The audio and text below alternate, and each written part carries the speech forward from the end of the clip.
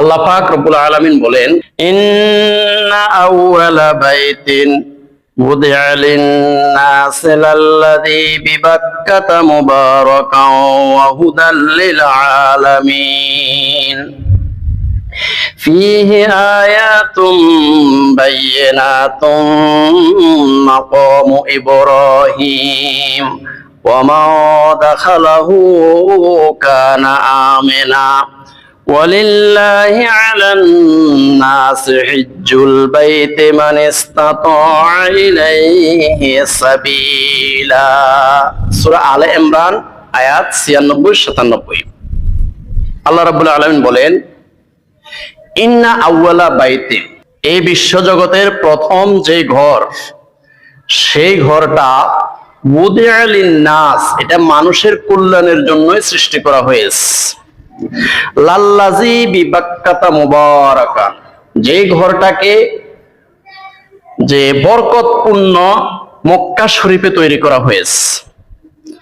ওয়া হুদাল লিল আলামিন, এই ঘরটাকে তৈরি করা হয়েছে সারা বিশ্ব জগতের সকল মানুষের হেদায়েতের মার্কাজ হিসেবে।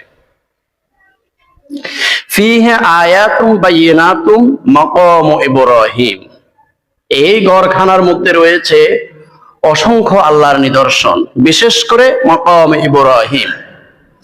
হযরতে ইব্রাহিম আলাইহিস সালাম যখন পুত্র ইসমাঈল আলাইহিস সালামকে সঙ্গে নিয়ে কাবা শরীফ তৈরি করছিলেন, তখন একটি পাথরের উপরে তিনি দাঁড়িয়েছিলেন। পাথরটা ওনার জন্য আল্লাহর কুদরতি শক্তির মাধ্যমে এটা নরম হয়ে গেছে, সুবহানাল্লাহ।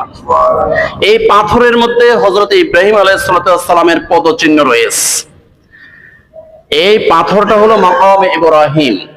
ফিহি আয়াতুম বায়িনাতুন মাকাম ইব্রাহিম, সেই কাবা শরীফের মধ্যে মাকাম ইব্রাহিম, ইব্রাহিম আলাইহিস সালামের পদচিহ্ন বিশিষ্ট সেই পাথর আছে। ওমান দাখালাহু কানা আমিনা, কোন একজন মুমিন মুসলমান যদি এই ঘরের মধ্যে প্রবেশ করে, অর্থাৎ হেরেম শরীফ মাতাব, যেখানে হাজিউল হারামাইন শরীফাইন হাজী সাহেবরা যেখানে তাওয়াফ করে, এই মাতাফের মধ্যে হেরেমের মধ্যে কেউ যদি প্রবেশ করে, ওমান দাখালাহু কানা আমিনা, সেই ব্যক্তি আল্লাহর নিরাপত্তার চাদরে চলে গেল, সে আল্লাহর নিরাপত্তার চাদরে আবৃত হয়ে গেল, আল্লাহর জিম্মায় চলে গেছে, সেখানে আর কেউ মারবে না, ধরবে না, কাটবে না, সুবহানাল্লাহ। ওমান দাখালাহু কানা আমিনা ওয়ালিল্লাহি আলান নাসি হিজ্জুল বাইতি মান ইসতাতা ইলাইহি সাবিলা।